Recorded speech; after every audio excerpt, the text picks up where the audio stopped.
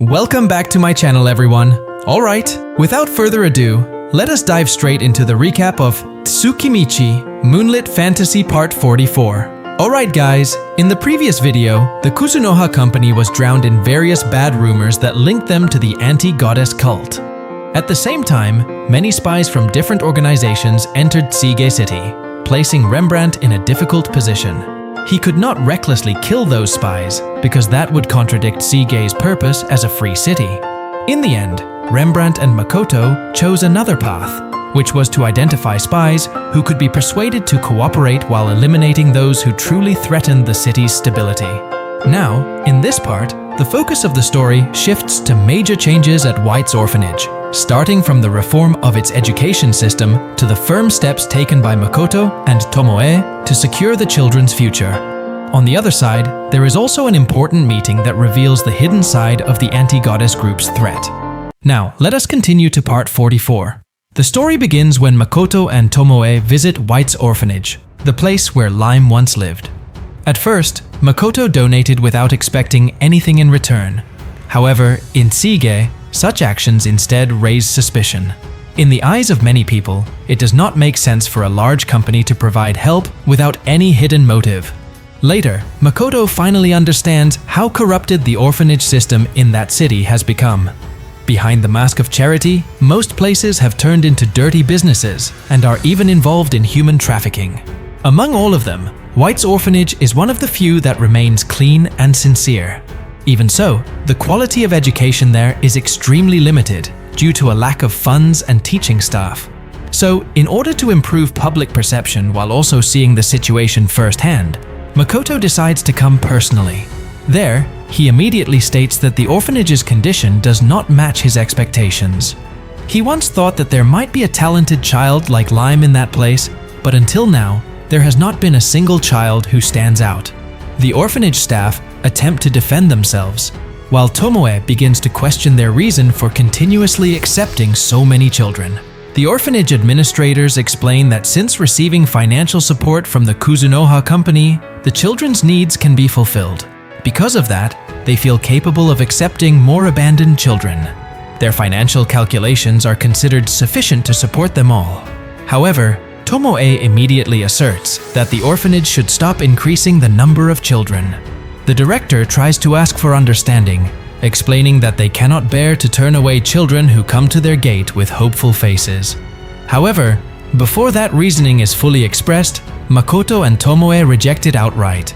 At this point, the atmosphere instantly becomes tense.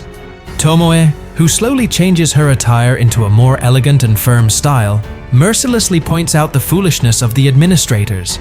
She states that their soft hearts are being exploited by others.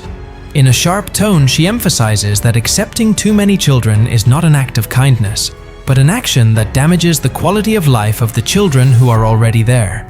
The funds that should be used to improve living standards are instead drained away, forcing all the children to share in barely sufficient conditions.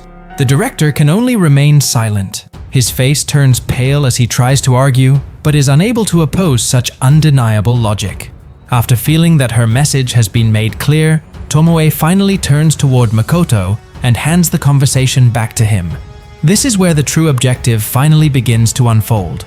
The Kuzunoha company now intends to seriously develop the orphanage, not merely by providing assistance, but by transforming it into a place that is genuinely beneficial, both for the children and for the company's future. Makoto firmly states that in its current condition, the orphanage cannot possibly produce talented individuals. The problem is not the children's potential, but rather the inadequate teaching and caregiving system. He even emphasizes that Lime became exceptional not because of the orphanage's education, but because of the growth he experienced after leaving that place. In essence, Makoto believes that the orphanage has failed to provide the education that it should have offered. Makoto then urges the orphanage to begin seriously educating the children. This is not limited to basic academic education, but also includes survival skills necessary for living in a harsh world.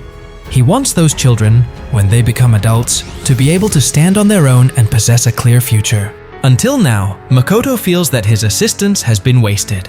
The orphanage has only provided shelter and food, without equipping the children with reading skills, arithmetic abilities, or practical skills that are truly necessary for survival.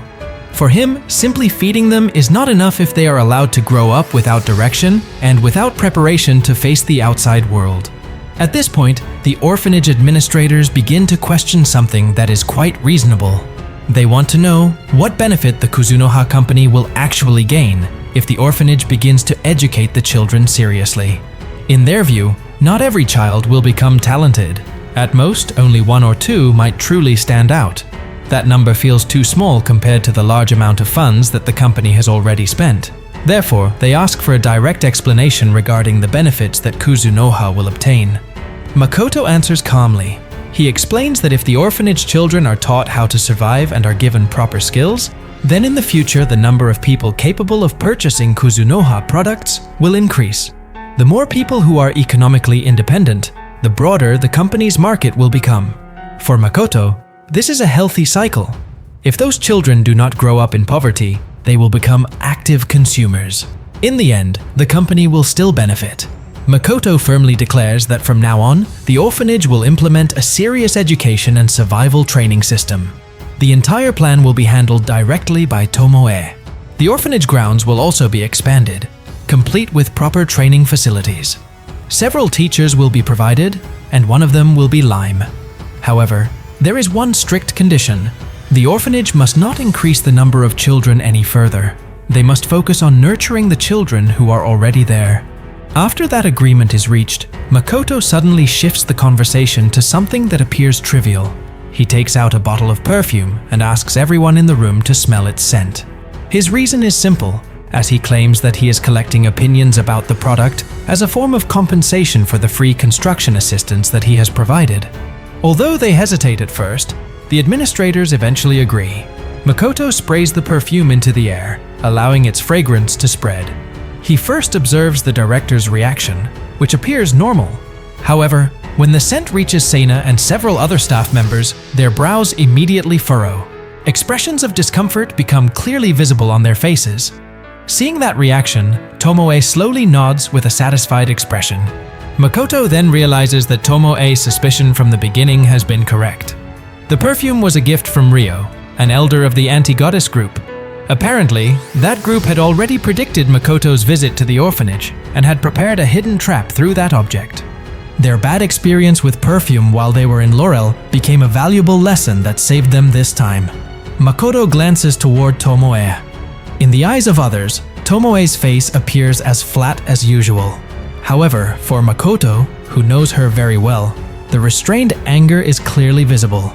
Realizing that a dirty scheme is being played, Makoto decides to immediately create distance and cut ties with the anti-goddess group as soon as possible. After that matter is settled, the atmosphere changes. Makoto then meets the orphanage children. At first, he only intends to observe what kind of personalities they have. However, children are still children. Without hesitation, they pull Makoto to join them and play together. On the other side, Tomoe stands near the window, carefully observing the interaction. A faint smile appears on her face. Seeing that Makoto does not hate children brings her great relief. Since forming a relationship with Makoto, Tomoe has begun thinking about their future together, including the possibility of having descendants. She deliberately uses this moment to observe Makoto's attitude toward children, while also comparing the behavior of human children with demi-humans. She even considers whether bringing the orphanage children to Asura one day would have a positive influence on Makoto's future child. Knowing about Makoto's weak childhood from the memories she possesses, Tomoe hopes that the new education system to be implemented at this orphanage can become the initial foundation for building a more proper education system in Asura. After watching Makoto play with the children, Tomoe then moves to meet the orphanage staff, who will later cooperate with the Kuzunoha company in rebuilding the orphanage system. This time, the atmosphere is far more formal. Tomoe directly explains that the staff will not only work, but will also receive education and training. She emphasizes that working while studying is not easy. Energy will be drained, time will feel limited, and pressure will certainly exist. Hearing that, the staff actually appear pleased. For them, the opportunity to develop their skills is something that has been difficult to obtain. In the middle of her explanation, Tomoe also outlines a more effective educational method for the children. However, before the discussion goes too far, she once again emphasizes the main rule: the orphanage must not accept new children. If that agreement is violated, then the Kuzunoha company will withdraw all support and completely abandon the orphanage. The number of children must remain fixed. If they want to add one child, then one must leave. The total must not change. Seina, who begins to panic, tries to ask for leniency, at least so that they are allowed to accommodate 10 additional children. However, that request is immediately crushed by the flash of anger in Tomoe's eyes. In an intimidating tone, she warns that even the slightest violation will result in the permanent termination of all financial assistance. Seina's face grows even paler. She attempts to argue that Makoto has never issued such a harsh threat.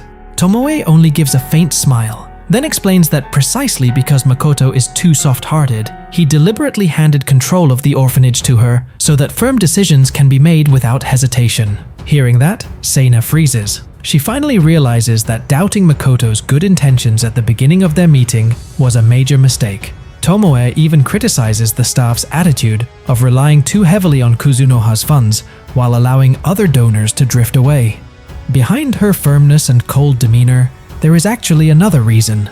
Through their reactions to the perfume scent that Makoto sprayed earlier, Tomoe secretly reads the dark memories of Seina, Tigu, and several other staff members. In the past, an elf named Rio from the anti-goddess group frequently came to that orphanage to abduct children. He cruelly forced the staff to choose which child must be handed over so that the others could survive. That elf took pleasure in their suffering and despair. Tomoe understands very well the wounds they are carrying.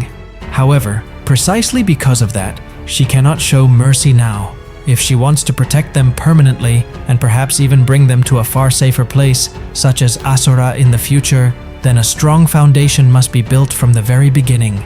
Tomoe lets out a slow sigh, once again feeling amazed by the strange fate that always drags Makoto into the center of trouble.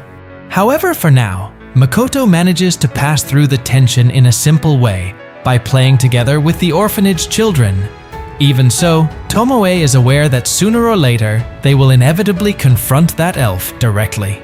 For the moment, her focus remains on one thing: ensuring that these human children grow into strong individuals, and perhaps even become valuable assets for Asura and for their future. After the atmosphere calms down slightly, Tomoe shifts the conversation to the building renovation.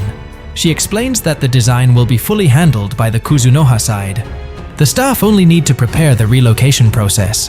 Makoto has assigned some of the children to work outside the orphanage as a form of contribution toward the renovation costs. The tasks are safe and are intended to cultivate a sense of achievement within them. Because of that, Seina and the other staff members must focus on evacuating the building together with the remaining children. Tomoe sets that the renovation will begin precisely on the 5th day. She also promises to bring Lime the following day to assist with the relocation process and to prepare temporary storage for all of the orphanage's belongings. After all matters are settled, Tomoe appears impatient to leave immediately. She steps briskly out of the room. Once outside, a rather amusing sight greets her. Makoto looks like a giant robot, covered with dozens of children clinging to his body. Without wasting the opportunity, Tomoe captures that moment. The next day, the orphanage construction officially begins under the leadership of Tomoe and Lime. The old building is demolished, and the project progresses quickly. Seina and the staff are astonished by the transformation taking place. The new building is not only expanded, but also appears extremely luxurious, almost like a noble academy, complete with gardens, fountains, and areas for planting crops. Even though it is not yet fully completed, the scale of the structure already appears enormous. Sometime later, they meet Tomoe again. Tomoe explains that they must begin adjusting themselves from now on, because once the building is completed, they must already be prepared to organize the children according to the new system. However, since the building design is far more complex than originally planned, Tomoe decides that explaining the layout on paper would only waste time. She instructs Seina and the staff to rest for a moment. Before they can react, a thick mist envelops the room, and they fall asleep on the table.